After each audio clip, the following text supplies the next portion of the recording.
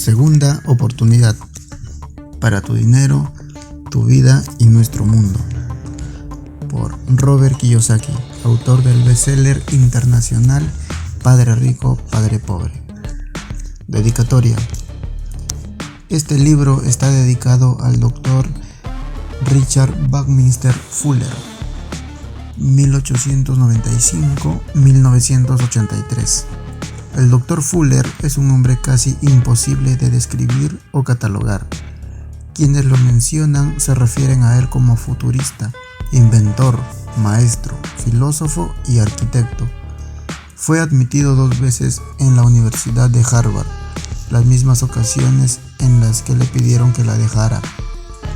Tiene numerosos doctorados, patentes en Estados Unidos, premios y reconocimientos, entre ellos la medalla de oro del Instituto Norteamericano de Arquitectos y la medalla presidencial de la Libertad, que le fue otorgada por el presidente Ronald Reagan. Bucky Fuller es mayormente reconocido por haber diseñado el domo geodésico, una estructura que se sigue utilizando hasta la fecha en todo el mundo. Epcot Center en Disney World se encuentra en el interior de uno de los domos de Fuller.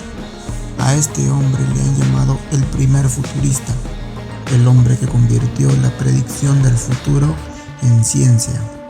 Muchas de sus predicciones se cumplieron en el pasado y lo siguen haciendo hasta ahora.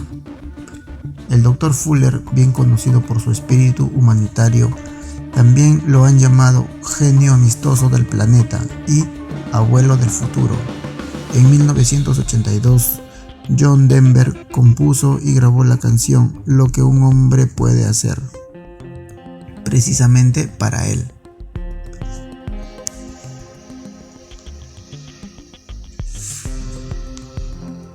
En la ilustración de esta dedicatoria se puede ver el domo geodésico del pabellón de Estados Unidos en la Feria Mundial de 1967, llevada a cabo en Montreal, Canadá.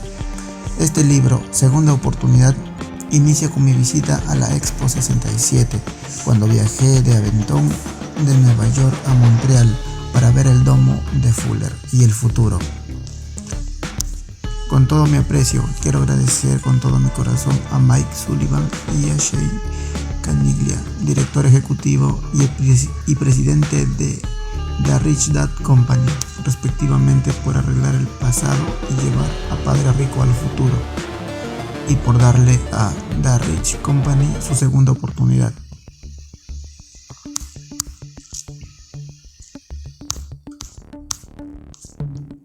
Nota del autor. Aunque este libro hace referencia al gobierno y a ciertas políticas, no tiene motivaciones ulteriores. El autor no es ni republicano ni demócrata, en todo caso es libre pensador.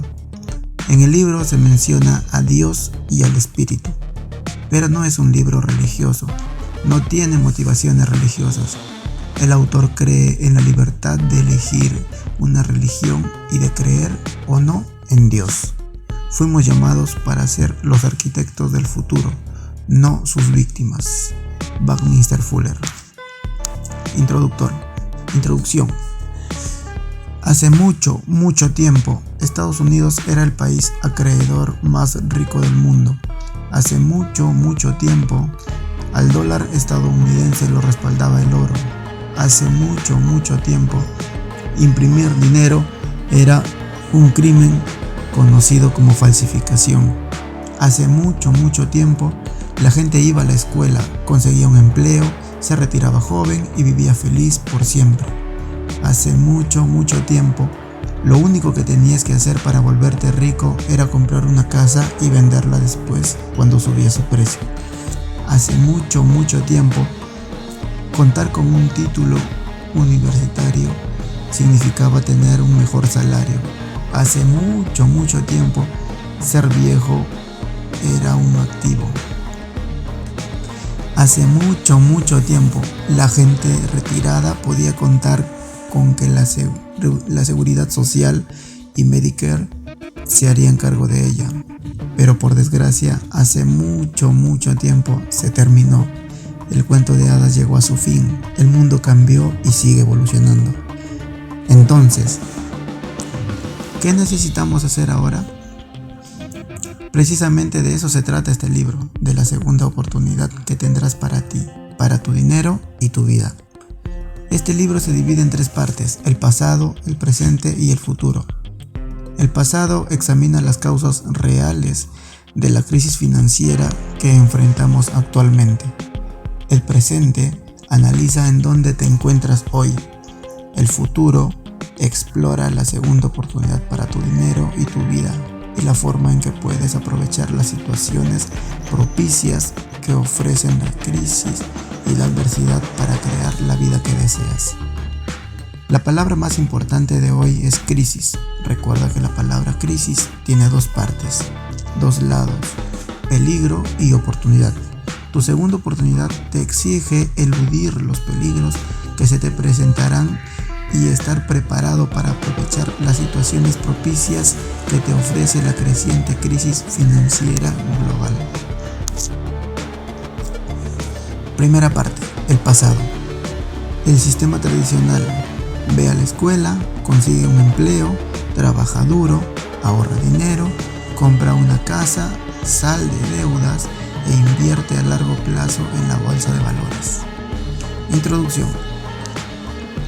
El otro día estaba en un Starbucks y me encontré a un amigo que no había visto en años.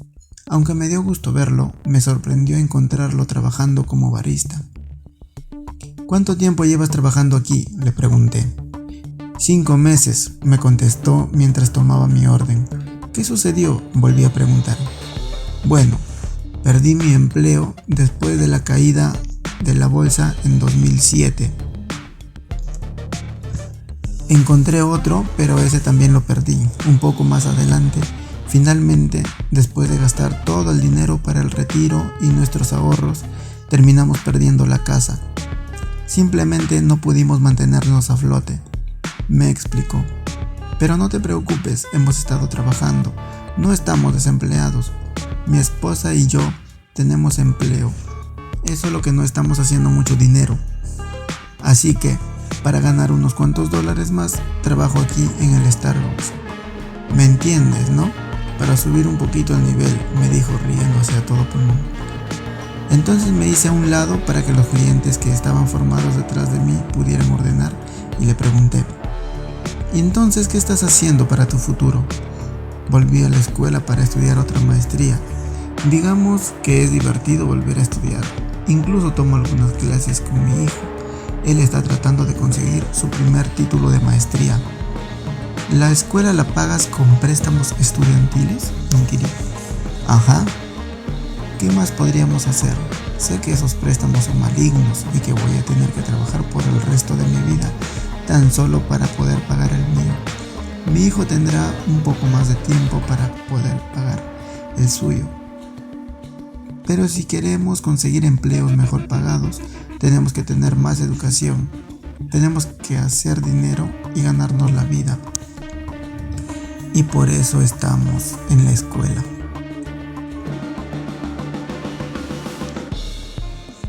Pagué el café y me entregaron un vaso humeante. Cuando le ofrecí una propina a mi amigo, él se negó a recibirla. Y sé bien por qué lo hizo, así que solamente le deseé buena suerte y le salí del lugar. La primera parte de este libro es sobre el pasado y más específicamente sobre cómo nos metimos en esta crisis económica global. George Orwell lo escribió en su libro en 1984. En un tiempo de engaño universal, decir la verdad es un acto revolucionario. Capítulo 1. ¿Por qué los ricos no trabajan para obtener dinero? Están jugando con dinero. Nos están robando la riqueza a través del dinero por el que trabajamos. Richard Buckminster Fuller. Padre rico, padre pobre se publicó de manera independiente en 1997. Tuve que publicarlo yo mismo porque todas las editoriales importantes a las que le ofrecí lo rechazaron. Varios editores me dijeron: usted no sabe lo que está hablando.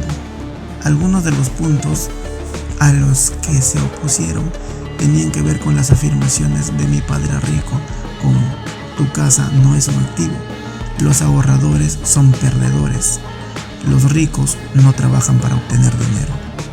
10 años después, en 2007, se produjo la crisis hipotecaria subprime y millones de propietarios de bienes inmuebles descubrieron de manera directa que su casa no era un activo.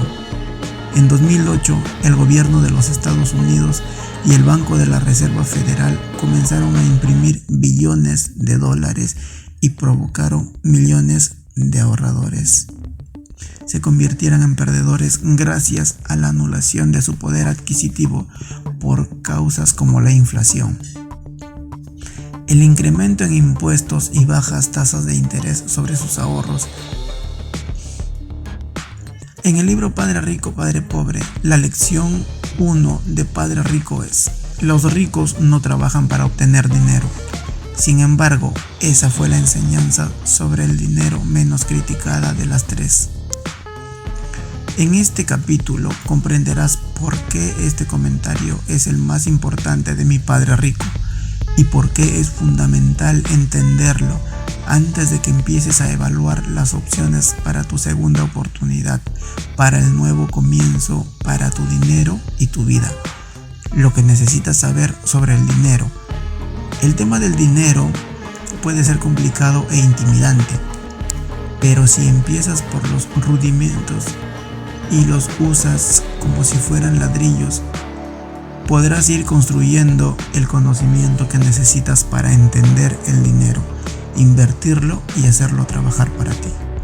Lo más elemental que necesitas saber sobre este tema es que tú puedes ser más inteligente y que saber más te puede brindar la confianza suficiente para que tomes decisiones informadas. ¿Quién necesita una segunda oportunidad? Todos la necesitamos. ¿Por qué? Porque el dinero ya no es lo que conocíamos, ha cambiado y sigue haciéndolo. ¿Por qué eso es importante? Porque los pobres se volverán más pobres, la clase media se reducirá y los ricos se volverán aún más ricos. Creo que ya todos sabemos eso.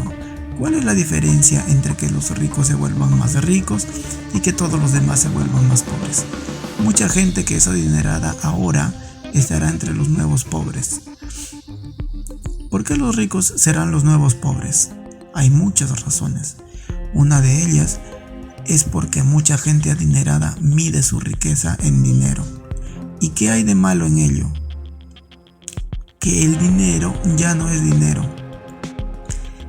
Si el dinero ya no es dinero, entonces, ¿cuál es el nuevo dinero? El conocimiento es el nuevo dinero. Entonces, si el conocimiento es dinero, eso significa que muchos de quienes son pobres o pertenecen a la clase media en la actualidad tienen la oportunidad de ser los nuevos ricos del futuro. Exactamente. En el pasado, los ricos eran quienes controlaban la tierra y los recursos como el petróleo, las armas o corporaciones enormes. Pero hoy las cosas son distintas. Ahora vivimos en la era de la información y los datos, además de ser abundantes, con frecuencia también son gratuitos. Entonces, ¿por qué no todos son millonarios? Para procesar la información y convertirla en conocimiento se requiere de educación. Sin educación financiera, la gente no puede convertir los datos en riqueza personal. Pero Estados Unidos invierte miles de millones de dólares en educación. ¿Por qué hay más gente pobre que rica? Sí, se gastan cientos de miles de millones de dólares en educación, pero prácticamente no se invierte en educación financiera. ¿Por qué no se imparte educación financiera en las escuelas? Llevo años haciendo la misma pregunta, desde que tenía 9, de hecho. ¿Y qué averiguaste? Que el conocimiento es poder. Si quieres controlar la vida de la gente, tienes que limitar su conocimiento. Por eso, a lo largo de la historia, Los déspotas han quemado libros y exiliado e incluso asesinado a quienes amenazan su poder con conocimiento. Antes de la Guerra Civil de los Estados Unidos, en muchos estados estaba prohibido enseñarles a leer y escribir a los esclavos. El conocimiento es la fuerza más poderosa sobre la tierra. Por eso es esencial controlarlo si se quiere asumir el poder. La fórmula es: información por educación igual a conocimiento. Conocimiento es poder, falta de conocimiento es debilidad. Mi padre pobre era un hombre con un nivel de educación muy alto, incluso tenía un doctorado. Sin embargo, casi no tenía educación financiera. Tenía bastante autoridad dentro del sistema escolar, pero muy poco poder en el mundo real. Mi padre rico nunca terminó la escuela, pero su educación financiera y del mundo del dinero era extensa. Aunque tenía menos educación formal que mi padre pobre, gozaba de mayor poder en el mundo real que él. Entonces, quienes están en el poder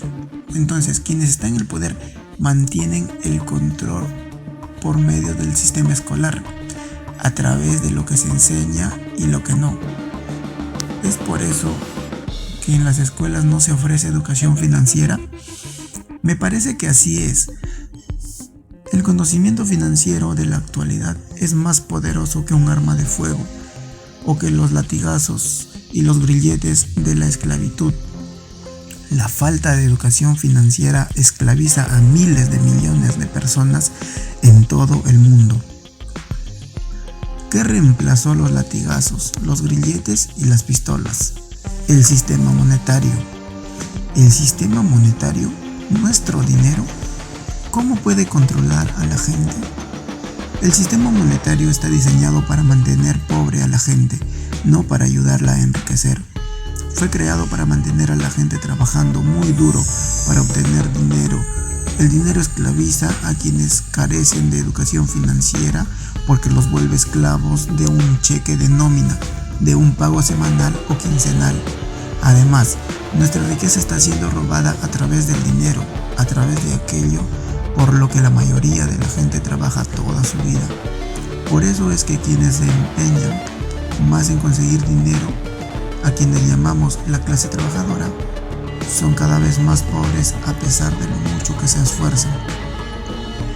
¿Cómo nos roban a través del dinero? Hay muchas maneras, tal vez ya conozcas algunas. Número 1, impuestos. El valor de tu trabajo está siendo robado a través de los impuestos. Número 2, inflación. Cuando los gobiernos imprimen dinero, los precios aumentan y cuando esto sucede, la gente trabaja con más ahínco, pero solo termina pagando más impuestos y gastando más debido a la inflación. Número 3, ahorros.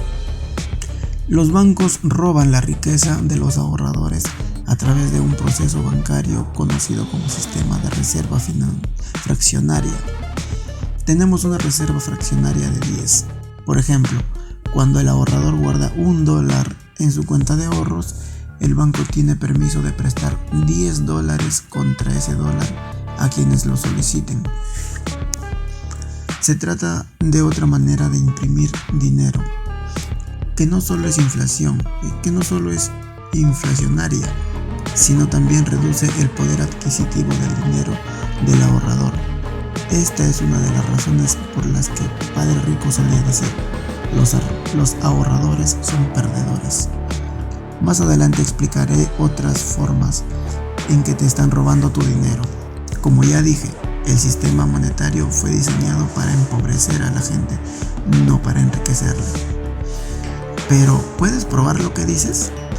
Te mostraré una gráfica porque creo en el dicho: una imagen vale más que 1000 palabras. Esta gráfica no es una prueba, pero sí muestra que la gente necesita ayuda del gobierno cada vez más. La guerra contra la pobreza. En 1964, el presidente Lyndon Johnson le declaró la guerra a la pobreza y muchos creen que ganó, otros no. La gráfica a continuación muestra la cantidad de gente que utiliza cupones de alimentos, también conocido como SNAP, siglas de Supplemental Nutrition Assistance Program, programa de asistencia para nutrición suplementaria. Aunque muchos creen que el presidente ganó la guerra, la creciente necesidad de usar cupones nos dice algo muy distinto.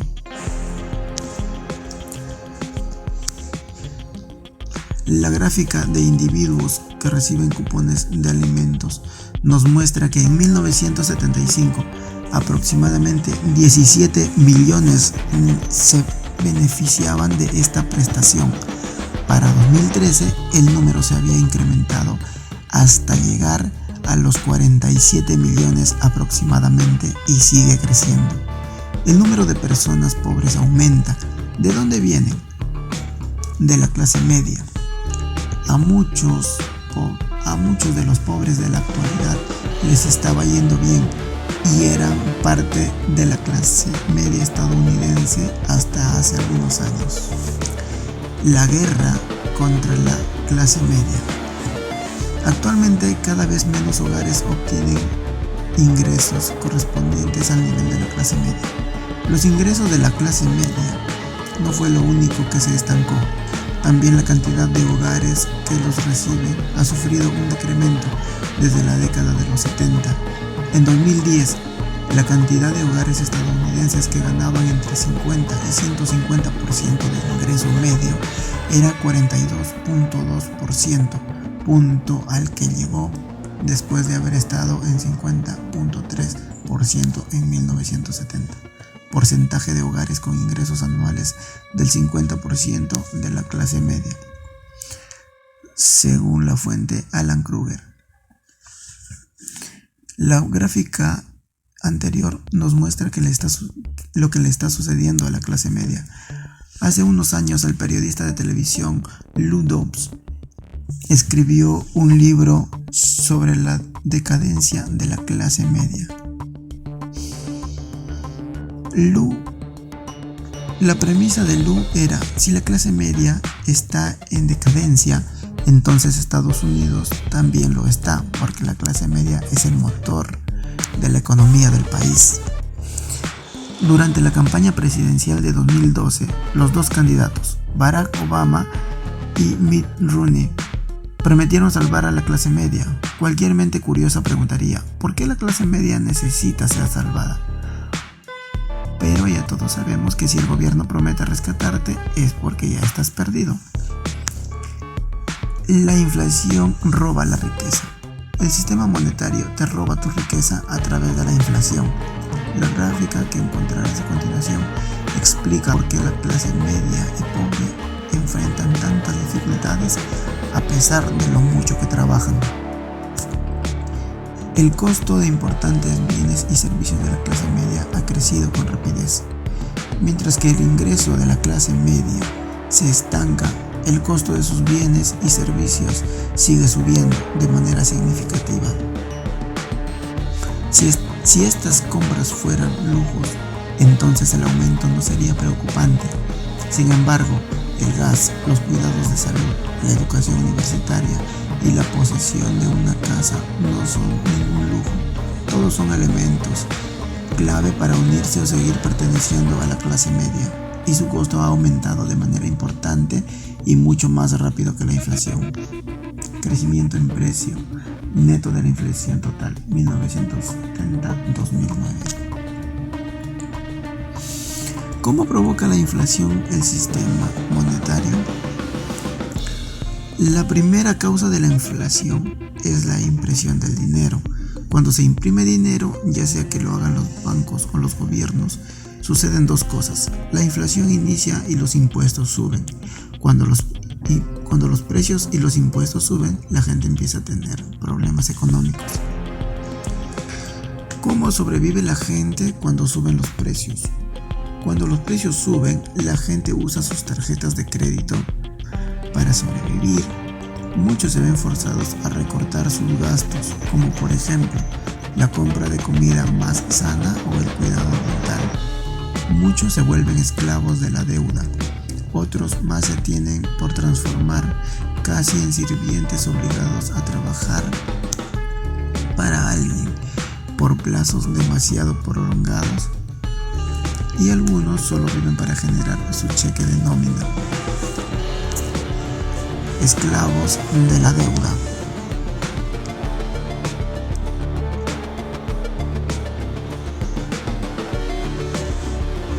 Mientras el ingreso de la clase media decae y los impuestos y los precios aumentan, muchos tienen que recurrir a sus tarjetas de crédito para sobrevivir. Así es como se vuelven esclavos de la deuda. La gráfica a continuación lo explica.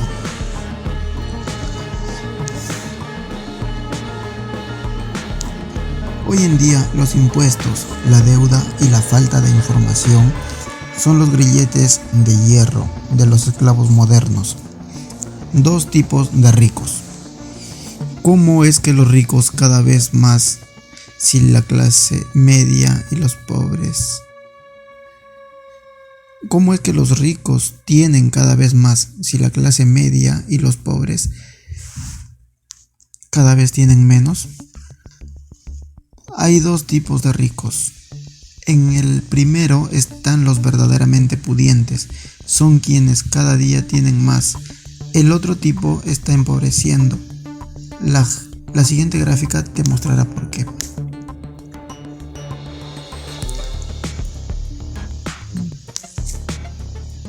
Veo que los ricos, el 1% en el nivel superior, cada vez son más adinerados. Pero ¿qué le pasa al 90 o 95%?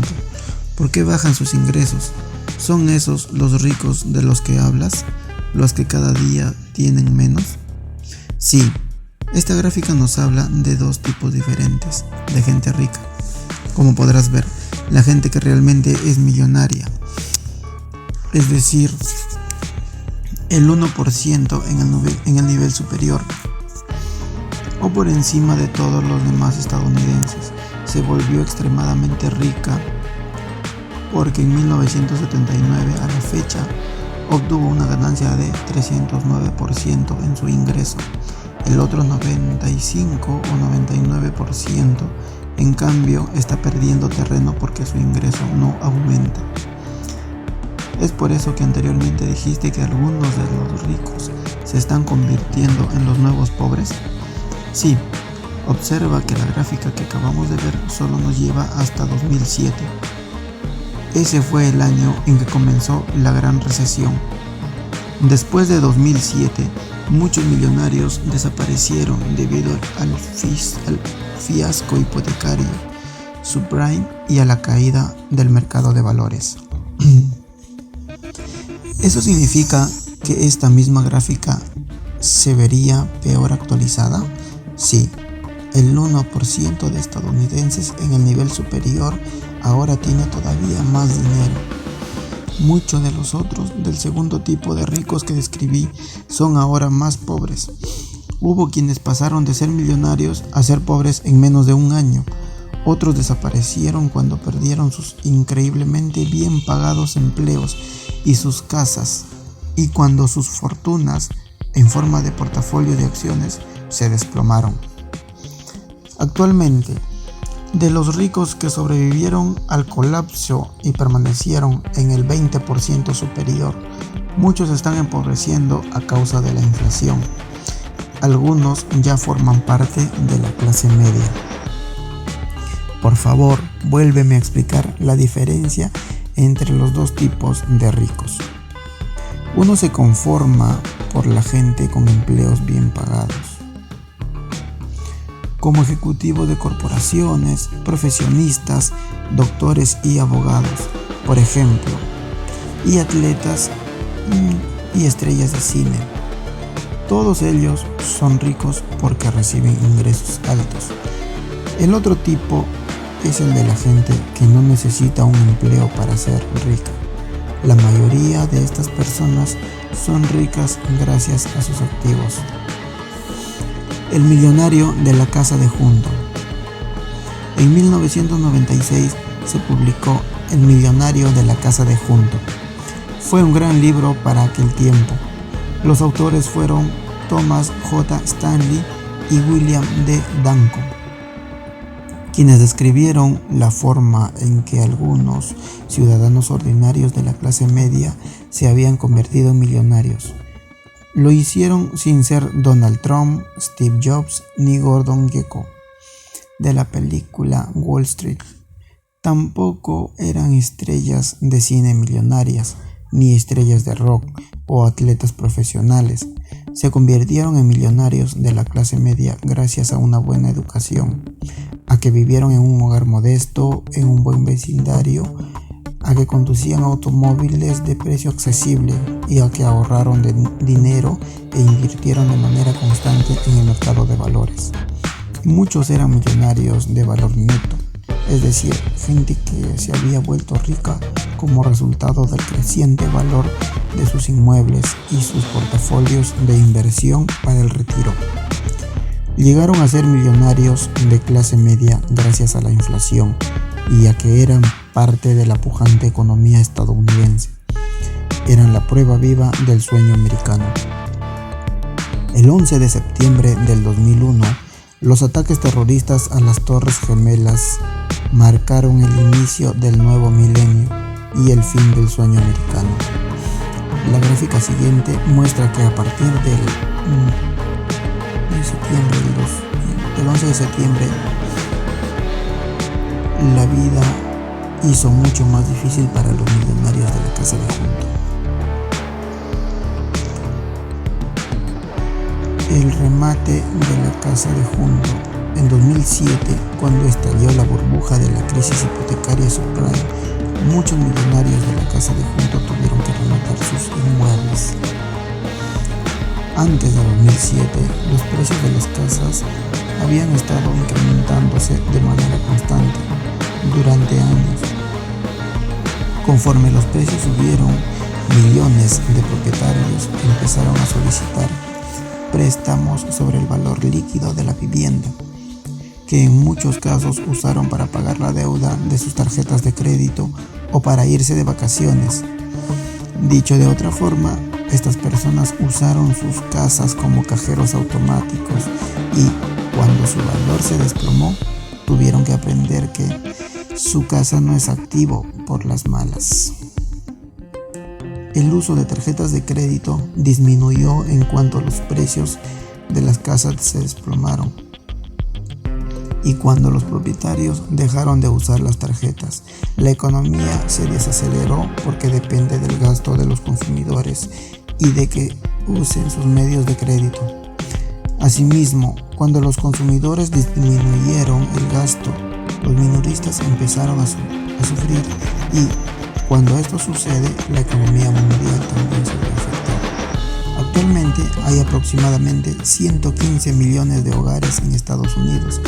De esos 115 millones de hogares, 43 corresponden a gente que renta y 25 a familias que son poseedoras absolutas de sus inmuebles. Se estima que de los casi 50 millones de hogares hipotecados, 24 millones están por debajo del agua, es decir, que los propietarios deben más por la casa de lo que vale. Mientras los propietarios se sigan sintiendo pobres, la economía continuará sufriendo. La generación perdida. Cuando los millonarios de la Casa de Junto, que en realidad eran de la clase media, perdieron sus empleos y sus casas y tuvieron que empezar a utilizar los recursos de sus cuentas para el retiro para poder pagar sus deudas, surgieron otros afectados, los hijos de los millonarios de la Casa de Junto. Alrededor de todo el mundo hay un grupo de gente joven al que se le conoce como nueva generación perdida. Se trata de los estudiantes universitarios y de las escuelas vocacionales y de los alumnos graduados de preparatoria que no pueden encontrar empleos en que se aproveche el nivel de educación que tienen o simplemente que no encuentran trabajo de ningún tipo, más que ingresos. Lo que les está escapando de las manos a estos muchachos es una experiencia laboral en la vida real que es crucial. Si estos jóvenes no obtienen esta experiencia de trabajo mientras tienen 20 y tantos o 30 y tantos años, sus ingresos y poder adquisitivo se verá afectado más adelante. Por eso que se les llama generación perdida. Jóvenes preparados y endeudados. Muchos de estos jóvenes están sumamente bien educados, pero cuando se gradúan salen cargados de deuda causadas por los préstamos para estudiantes, que son las peores que puede haber. A diferencia de un préstamo para comprar un auto o una casa o para poner un negocio, los préstamos estudiantiles generan deudas que rara vez son condonadas. El estudiante jamás puede declararse en bancarrota para liberarse del préstamo. Este tipo de deuda se convierte en el legendario albatros que el estudiante tiene que cargar colgado al cuello durante toda su vida, y para colmo no deja de generar intereses. Muchos de estos muchachos no podrán adquirir un auto o una casa ni invertir en nada para su futuro hasta que no liquiden su deuda estudiantil. La carga de los programas de préstamos para estudiantes debería ser revisada para analizar estos problemas y desafíos. Resulta triste, pero podría decirse que estos estudiantes son como boomerang, porque dejan el hogar familiar, pero después se ven forzados a regresar, y esto provoca que muchas madres y padres, la generación sándwich, se vean forzados a cuidar de sus hijos y de sus padres, y naturalmente por eso ahora es tan normal ver tres generaciones viviendo bajo el mismo techo. Hay otros países que ofrecen educación superior gratuita, pero en Estados Unidos lo que hacemos es volver esclavos a nuestros estudiantes.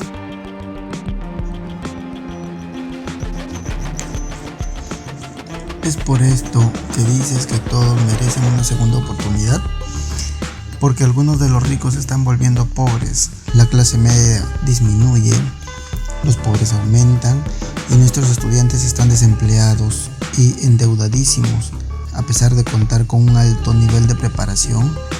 Sí, el mundo y el dinero están cambiando. Quienes siguen operando en el pasado y obedeciendo las viejas reglas del dinero son los que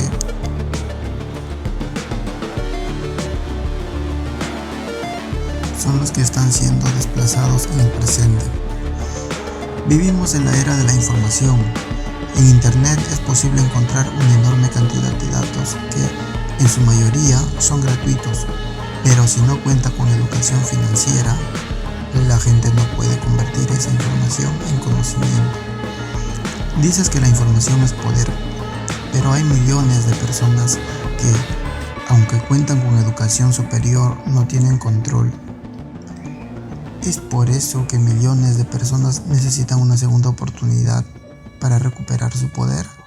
Sí, El millonario de la casa de Junto se publicó en 1996 y Padre Rico, Padre Pobre en 1997. ¿Cuál es la diferencia entre ambos? El millonario de la casa de Junto habla sobre los millonarios de valor neto, y Padre Rico, Padre Pobre habla sobre los millonarios de flujo de dinero o flujo de efectivo. ¿Hay alguna diferencia entre ellos? Hay diferencias enormes. Muchos millonarios de valor neto estaban dando por hecho que sus pasivos, como casas y autos, eran activos. Cuando los bienes raíces y los mercados de valores colapsaron, muchos millonarios de valor neto desaparecieron porque el valor de sus pasivos se desplomó. En cambio, muchos millonarios de flujo de efectivo, los que reciben sus ingresos a partir de sus activos reales, se volvieron todavía más ricos porque compraron los pasivos de los millonarios de valor neto a precios de remate de bodega. Entonces, como la gente no tiene educación financiera, no sabe cuál es la diferencia entre los dos tipos de millonarios, ¿correcto? Así es, hay distintas maneras en las que una persona puede llegar a amasar riqueza. Puede, por ejemplo, heredar dinero o casarse con alguien que lo tenga. Warren Buffett suele decir, hay muchas maneras de llegar al paraíso financiero. Como mi padre era un hombre pobre y no tenía activos, yo no heredé nada. Tampoco quería casarme por dinero. Así que, siendo todavía muy joven, decidí que obtendría mi fortuna siguiendo el ejemplo de mi padre rico, a través de la acumulación de educación financiera y activos. Entonces, como la mayoría de la gente carece de educación financiera, no sabe cuál es la diferencia entre activos y pasivos, y por eso le roban su riqueza. ¿Es eso lo que estás tratando de decir? Sí. Si una persona conociera las definiciones de los términos financieros básicos, podría incrementar su riqueza. La buena noticia es que las palabras y las definiciones son gratuitas. Pasado, presente y futuro. ¿Y por qué millones de personas preparadas y trabajadoras están perdiendo su riqueza? ¿Me estás diciendo que se convirtieron en esclavos educados del dinero como lo eran los esclavos sin preparación del tiempo previo a la guerra civil? Sí, la educación o la falta de la misma es una de las armas de quienes ostentan el poder. ¿Qué les está pasando a quienes están en el poder? La era de la información está provocando que pierdan el control. Por eso, tu educación financiera personal es más importante que nunca antes en la historia. La gente desesperada está haciendo hasta lo impensable para aferrarse a la ilusión de que puede conservar su poder. ¿Qué ves en el futuro? Una vez más, las imágenes son más poderosas que las palabras. Ahora te mostraré algunas imágenes, añadiré varias y luego te dejaré dilucidar lo que nos depara el futuro.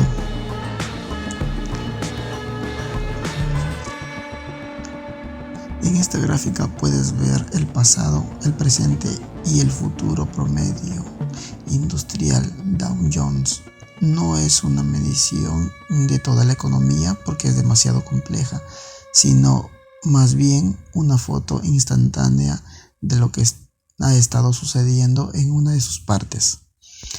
Entonces, hay tres posibilidades para el futuro: hacia arriba, hacia abajo o a los lados. Sí, las posibilidades son siempre las mismas. ¿Qué ves tú para el futuro? La mejor forma de ver el futuro es echándole un vistazo al pasado.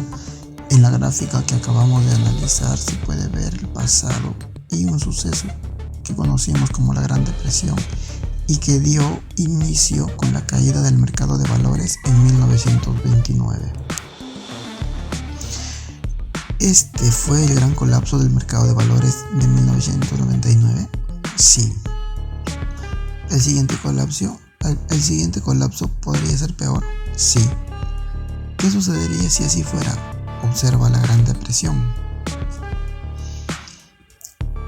Cuando se le mide contra el Dow, se puede ver que la Gran Depresión duró 25 años, de 1929 a 1954. En 1929, el Dow llegó a su nivel más alto en 381 puntos. Luego le tomó 25 años regresar a ese lugar. Este es un punto de vista alternativo, porque hay quienes creen que la depresión terminó en 1939. ¿Podríamos estar entrando a una nueva depresión? Sí, de hecho mucha gente ya está en su propia nueva depresión. Por el uso de cupones de alimentos se ha incrementado, la clase media está desapareciendo. Los estudiantes que cargan con deudas por sus préstamos estudiantiles no pueden encontrar empleo, y muchos de quienes solían ser millonarios de la casa de junto ahora están en bancarrota.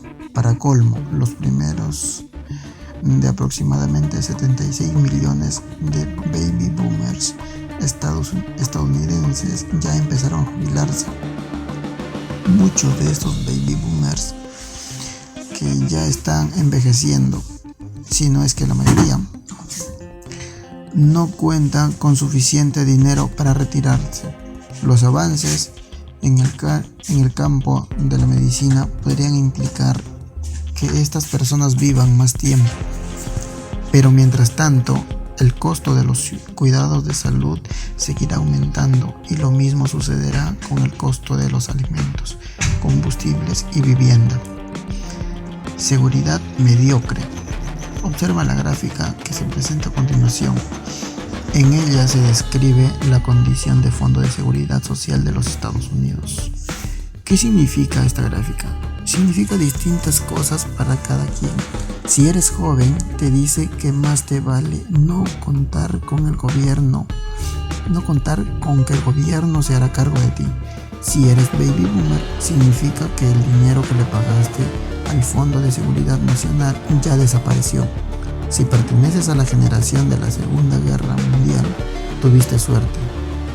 La gráfica de la deuda interna también es interesante y nos cuenta otra historia.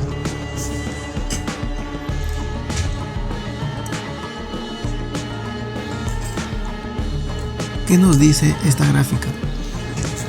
Al igual que la anterior, todo depende de a quién le preguntes.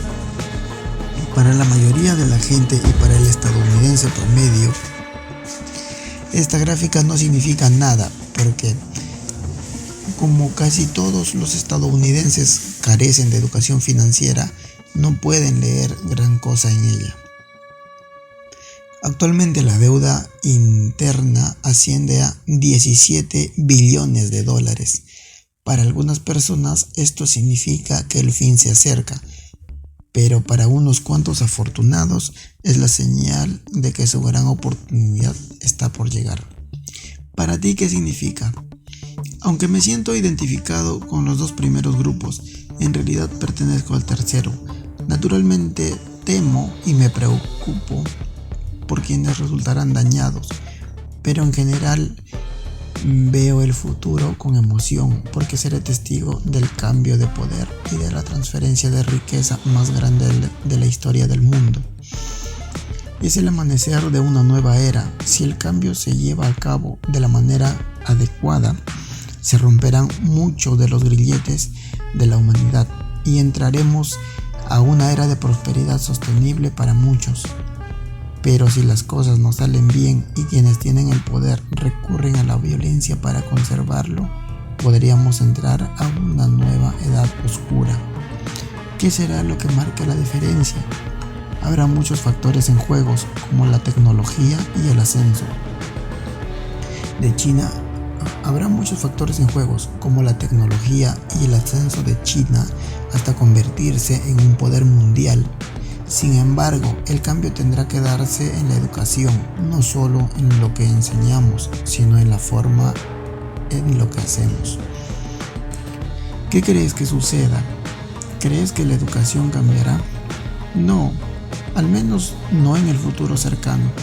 Se podría argumentar que quienes controlan el sistema monetario también controlan el sistema educativo. Por eso me convertí en empresario de la educación en 1984. Por eso escribo mis libros y diseño juegos de educación financiera que no pertenecen al sistema escolar. Hoy en día soy una especie de híbrido, empresario como mi padre rico y educador como mi padre pobre. Como ya sabes, yo creo en la responsabilidad personal.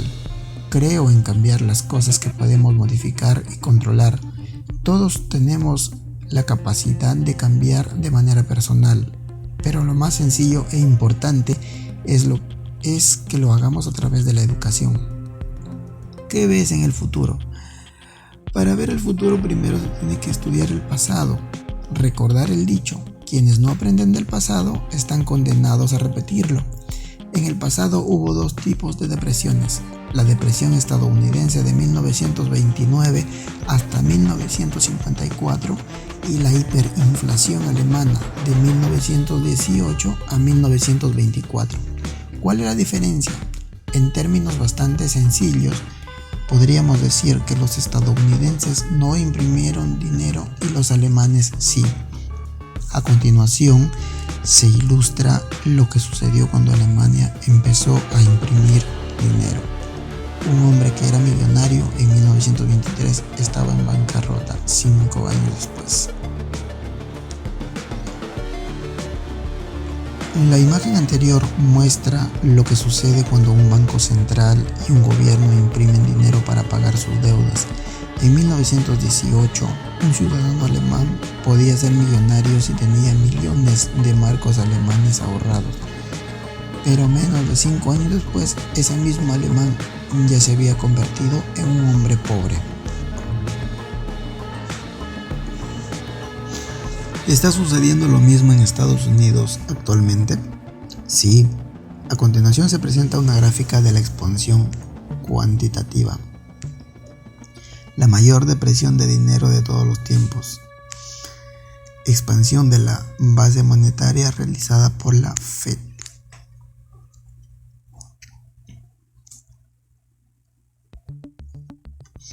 ¿Qué significa esto? Significa que Estados Unidos está siguiendo el modelo alemán de la última depresión. Nuestro gobierno está tratando de salir de la crisis financiera por medio de la impresión de dinero. ¿Y eso qué implica para mí? Precisamente lo que te mencioné anteriormente en este capítulo. Implica que tu riqueza te está siendo robada a través del dinero por el que trabajas. Tanto, como ya dije, el sistema monetario no fue diseñado para que enriquezcas, sino para robarte todo lo que tienes. Observa la gráfica que se presenta ahora. En ella se muestra qué le ha estado sucediendo al poder adquisitivo de tu dinero. Al dólar le ha tomado cerca de 100 años perder el 95% de su poder adquisitivo, pero dudo mucho que tarde otros 100 en perder el último 5%. ¿Estás diciendo que el dólar volverá a cero? Si Estados Unidos sigue imprimiendo dinero, podría suceder. Pero no puede suceder en Estados Unidos, ¿o sí? Ya ha sucedido varias veces. ¿Cuándo? En la Guerra de Independencia, el presidente George Washington y el Congreso de Estados Unidos empezaron a imprimir una divisa llamada Continental con el objetivo de pagar por el conflicto. Los británicos ayudaron a destruir el Continental imprimiendo continentales falsos, por lo que en muy poco tiempo el Continental empezó a valer menos de lo que costaba el papel en el que estaba impreso. Fue en ese tiempo que empezó a usarse la frase "no vale ni un continental". Sucedió lo mismo con el dólar confederado. La Confederación imprimió dinero para pagar sus deudas y comprar armas. De cierta forma, la guerra civil se perdió por culpa del dinero malo. El gobierno de Estados Unidos imprimió el greenback para pagar las deudas. La guerra civil. Si el norte hubiera perdido el greenback, se habría ido a la basura, igual que el dólar confederado. Si el gobierno de Estados Unidos continúa imprimiendo los billetes greenback de la actualidad, estos también podrían llegar a valer tan poco como el continental y los dólares confederados. ¿Qué pasaría si el dólar llegara a perder todo su valor? Los ahorradores serían los mayores perdedores. Quienes trabajan para obtener dinero perderían la batalla porque toda su riqueza desaparecería. Yo siempre trato de recordar que en 1918 un alemán podía ser un millonario y para 1923 podía haberlo perdido todo. Es por eso que la lección 1 de Padre Rico, Padre Pobre es: los ricos no trabajan para obtener dinero. Si los ricos no trabajan para obtener dinero, entonces ¿para qué trabajan? Sobre eso trata este libro, así como la mayoría de mis libros y juegos. Mucha gente necesita una segunda oportunidad para pensar qué quiere obtener con su trabajo. ¿Qué es lo que tengo que aprender? Comenzaremos por el pasado. ¿Por qué con el pasado? porque solo podemos ver el futuro a partir del pasado. Viendo el pasado podrás comprender cómo es que los ricos y los poderosos roban nuestra riqueza a través del dinero.